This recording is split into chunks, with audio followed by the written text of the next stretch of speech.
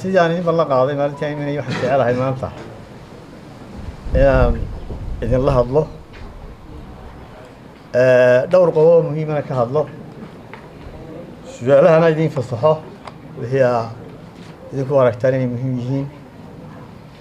arrinta ugu horreysan ka hadlaya waxa weeye arrintii doorashooyinka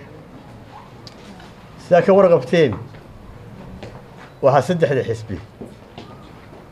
sanad iyo badh kadib ay soo afjareen khilaafaadkii siyaasiga ahaa ee ku saabsanaa doorashooyinka iyo guddiga doorashooyinka qaranka heshiiskaas inuu suurto galo waxaa gacan weyn ka geystay beesha caalamka gaar ahaan safiirada EU-da iyo dowladda Ingiriiska waxaan aad iyo aad ugu mahadnaqayaa dadaalkii weynaa ay muujiyeen safiirka EU-da isagoo ka wakiila dhammaan dalalka EU-da mudane ambassador Nicholas Berlanga Martinez iyo wakiilka dowladda Ingiriiska uga wakiila Somaliland xafiiska halkan ku yaala Mr. Stuart Brown oo ilaa maalintii ugu dambeysay la saxiixay heshiiska goobjoog ahaa heshiiskana kaalin xoog leh ku lahaa suurtada geliyey isu soo dhaweyntii axsaabtu inay heshiiska gaadhaan waxaan u mahadnaqayaa sidoo kale axsaabta qaranka oo muddo dheer kadib heshiiyey soona afjaray khilaafka siyaasiga ah waxaan kaloo mahadnaqayaa madaxweynaha oo sanad iyo badh kadib tanaasul sameeyey waxaan halkan ka caddaynaya hortiina ujeeddada waddani u jiidayay arrinta hawsha intaas may ahayn in la kala guulaysto waxaa idin la wada guulaysto ujeeddada wadani marna ma ahayn in la isgarbiyo ee waxay ahayd in la isgarabsado ujeeddada waddani waxay ahayd in la helo doorashooyin hufan iyo guddi doorasho oo lagu wada kalsoon yahay saxaafaddu way haysaa heshiiska 8 qodob buu ka koobnaa 8daa qodob qodobka koowaad wuxuu ahaa arrintiiba ku saabsanaa in la kordhiyo xubnaha guddiga doorashooyinka qaranka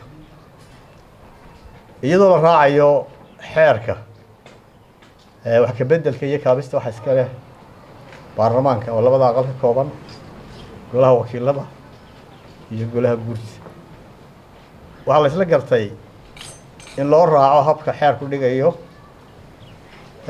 baarlamaankana la horgeeyey mooshin ay wada saxeexeen xildhibaanada saddexda xisbi qaran madaxweynaha kulmiye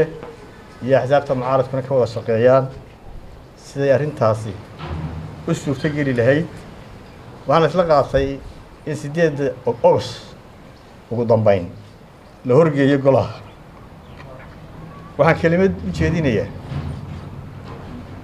golaha wakiilada saaxiibaday in badan baa la xamanayay maanta xantii ama way rumoobaysaa ama way beenoobaysaa 15 sano joogeen dadku waxay ku xamanayeen ma rabaan inay kuraasida ka kacaan maadaama khilaafkii axsaabtu soo dhammaaday maanta arrintii gacantooday ku jirtaa waana imtixaan la imtixaamayo diidmadoodu ama ogolaanshaha mooshinkaasi wuxuu ka marakici doonaa in xanti rumowdo oo ay doorashada diidan yihiin iyo inay aqbalaan oo ay beenowdo oo aynay diyaar u yihiin inay kuraasidana ka kacaan doorashadiina ay suurtowdo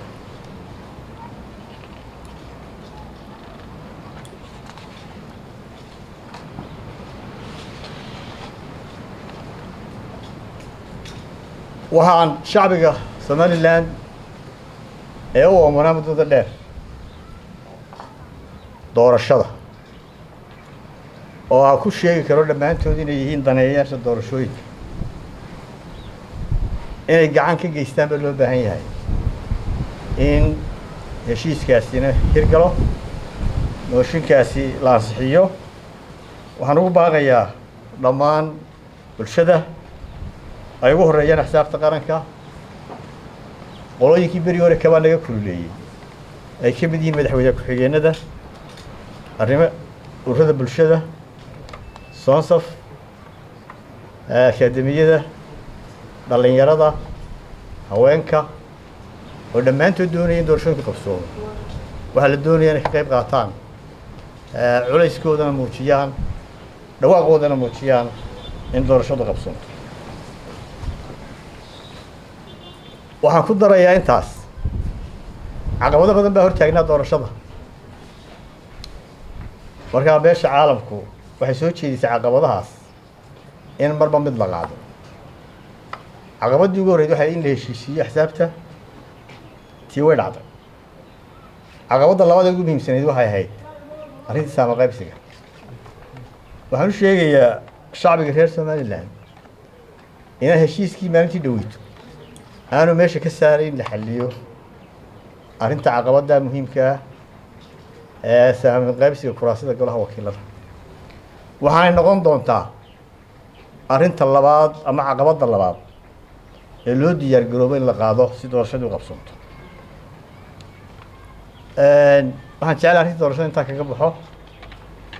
gobolka sanaag muddo 4 sano ah shaqaaqooyin baa ka socday dad badanoo shacbiga ku dhintay oo ka badan 60 weli arrintii may dhamaanin arrintaasi waxay saameyn amni ku yeelatay dhammaan gobolka sanaag arrintaasi waxayna tuusinaysaa awoodda xukuumadda somalilan ama kulmiye hore ha noqdo ama kulmiye dambe ha noqdo oo 4 sannadood xal u waayay arrintaas waxay muujinaysaa inay ku fashilmeen inay arrintaa nabadeeyaan waxna ka qabtaan somalilan markii ugu horreysay shaqaaqa ka dhacdo ama colaadi ka dhacdo maaha horey colaaday noo soo mareen beela la xidhiidha waddanka dagaalo sokeeya ka dhacay jabhada aynu soo xaraynay baa jiraysay sii ka mid tahay wabar baa ka mid ah arrintiisii la dhameeyey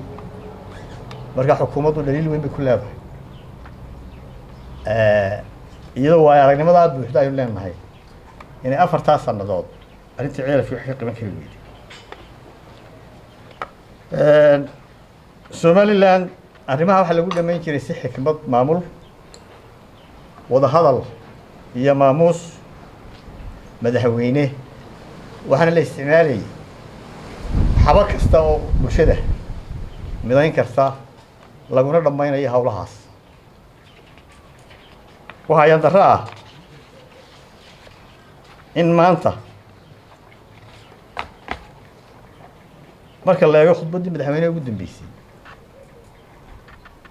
ay ayaan darro tahay in odaynimada maamuuskaas iyo xikmaddaas ay ka dhammaatay madaxtooyadii somalilan madaxweynaha hadalkiisii ugu dambeeyey waxaa ka mid ah in dulqaadka iyo doqonnimadu ay walaaliyiin waxay la tahay ereygaasi muwaadin kastoo reer somaliland dhegihiisa ugu dhigo waxaan halkan ka sheegi doonaa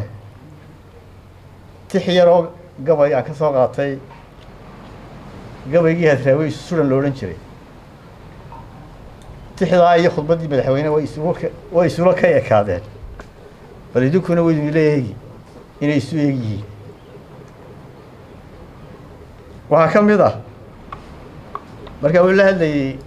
Philippine nin xukumi jiray oo Marcos lo odhan jiray iyo gabadh madaxweynenimada ku haysatay samarkii iyo dulqaadkii iyo naxariista badan bay dadku igu ogaadeen naftaa sugaysaan ma awoodahaygay yamyam iyo qadaadi weyn xataa caanalaydii booc ugu tukubaya markaan dhiiran waayaa laysii qodqodaya doofaarka ficiliina loogu daayimi kol haddii dubbe iyo waran duunkayga lala dhacay yaa dabarka igu xidhay horta maan dagaalamo anigu ma istafaa madaxweyne dulqaadkii baa iga dhamaaday talow maxaa ku xiga waa iska garanaysaa mana malaynaya bal idinkuna ila qiyaas oo khudbaddii madaxweynaha iyo tixdaas raagay isu eegiyi waa ka xumahay dhacdadii ugu dambeysay ka dhacda Ceelaf Weyn ninkii ciidanka ahaa lagu dilay waana taxsiideynaya madaxweynuhu wuxuu askariga lagu dilay Ceelaf Weyn madaxweynuhu ma xusin in hooyo aan waxba galabsan oo aan hubsidan ciidanku xabad ku dilay wax la aqbali kara maaha qof aan hubaysnayn oo muwaadin ah oo weliba hooyo ah oo weliba dumar ah in xabad lagu dilo lagala soo qaado inaan wax dhacay aana jirin ciidanka waa la ixtiraamaa waa xaaraan in wax loo geysto ciidanka ammaanka sidoo kale waa xaaraan in muwaadin aan hubaysnayn oo waxba galabsan xabad lagu dilo dabeedna laga soo qaado inaan waxba meesha ka dhicin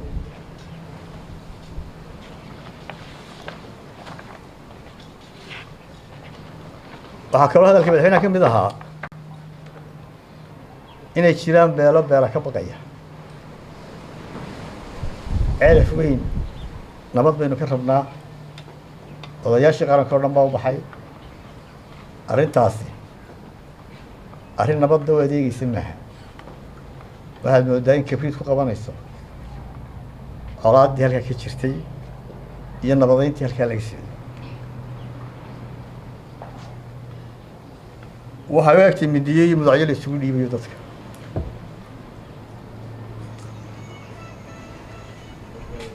waxaan qabaa in xalka sanaag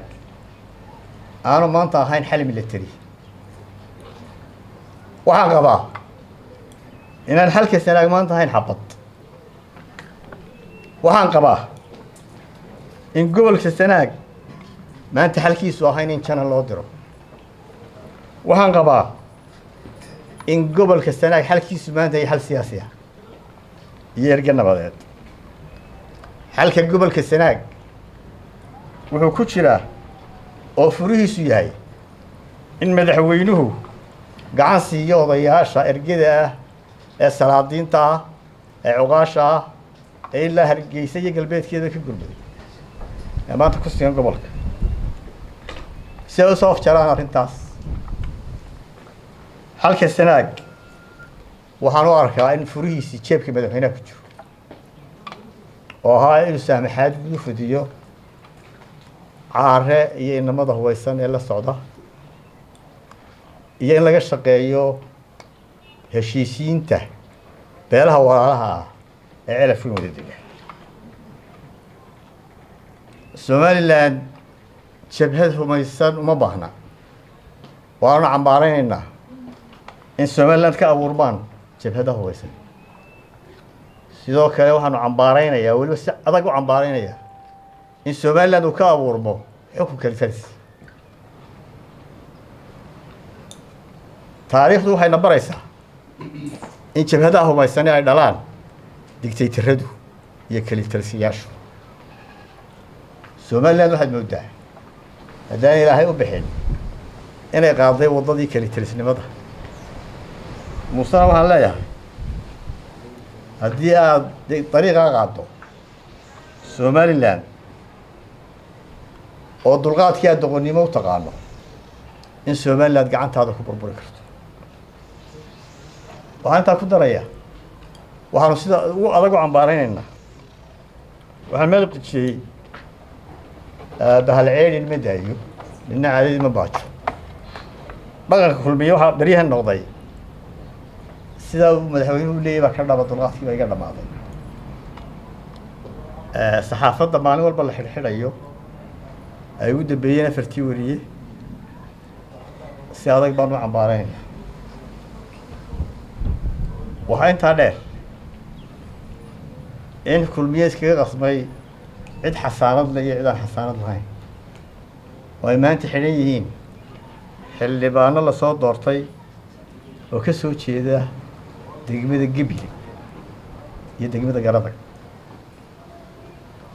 taasi waa gef sharci waxaana ku baaqaynaa in xorriyadoodii loo soo celiyo waxaan ugu baaqaynaa xukuumadda inay dadka birbangeydida ah ee saxaafadda iyo siyaasiyiinta iyo xildhibaanada iyo hooyooyinka iyo dhalinyarada ay ka waantowdo xadhigooda maalin kasta adeega cusub ee shirkadda Dahabshiil iyo Idahab casriyeynta hanaanka cusub ee xawilaadda Dahabshiil haddaba macmil adeegan cusub ee casriga ahi waxa uu ku sahlayaa in adiga oo jooga gurigaaga ama goobtaada shaqo aad lacag ugu xawishid asxaabtaada iyo ehelkaaga jooga daafaha dunida